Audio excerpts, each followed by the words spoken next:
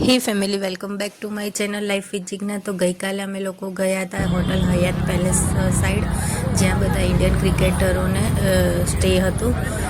અમે 2-3 દિવસથી રીલ્સ અને એ જોતા હતા તો જિગ્નેશ કહે કે ચાલ ને આપણે પણ જોવા જઈએ। મેં કીધું ને એમાં શું જોવા જવું છે, પણ તો પણ પછી ગયા ઠંડીમાં અને ત્યાં જઈને એ જે વાતાવરણ હતું પબ્લિકનું અને બધાને જોઈને એટલું બધું મજા આવતી હતી ને કે ત્યાં આવવાની ઈચ્છા નથી થતી। ક્રિકેટરોસ પણ એમના ફેન્સને આવી રીતે જોઈને તે લોકો પણ ઉપરથી એન્જોય કરતા હતા। વારે ઘડીએ વિન્ડોમાં આવે અને વિડીયો ઉતારતા એ લોકો પણ એના સામે આ બાજુ પણ પબ્લિક પોતાના ફેવરેટ ક્રિકેટરને જોવા માટે રાહ જોઈ રહ્યા હતા।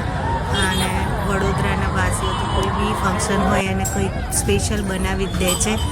એ લોકોનો પ્રેમ જ એવો હોય છે ને કે આમ એવું લાગે કે ના કોઈ તહેવાર જેવું હોય।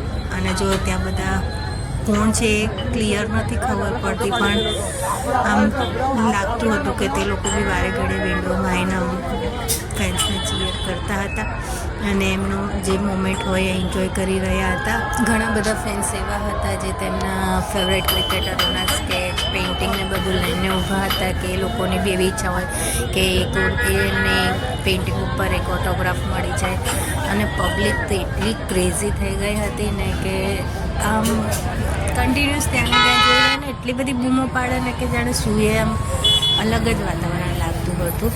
મેં બી બધાની પોતપોતાની ચોઈસ હોય અને મને પણ મજા આવતી હતી અને શ્રીજા પણ સાથે સાથે બૂમો પાડી રહી હતી। એને ખબર નથી શું થઈ રહ્યું હતું, પણ અમે લોકો બૂમો પાડતા હતા એટલે એ પણ બૂમો પાડીને મજા લઈ રહી હતી। અને જો સામે આઈ થિંક રોહિત શર્માની વાઈફ હોય એવું લાગે છે, પછી ખબર નહીં કારણ કે એટલું બધું ક્લિયર કંઈ વિઝ્યુઅલ્સ આવતા નહોતા, પણ એ લોકોને પણ બહુ મજા આવી રહી હતી। અને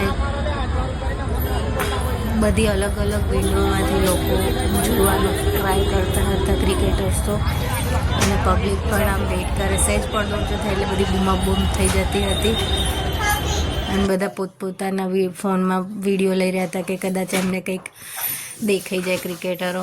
ત્યાં અમે પણ વિડીયો લઈ લીધો હતો। બસ આજના વિડીયોમાં આટલું જ હતું। જો તમને વિડીયો પસંદ આવ્યો હોય તો વિડીયોને લાઈક કરજો, ચેનલમાં નવા હોય તો ચેનલને સબસ્ક્રાઈબ કરવાનું ભૂલતા નહીં। હું નવા જ આવા વિડીયો લઈને આવીશ। ત્યાં સુધી સૌને જય શ્રી કૃષ્ણ, આવજો।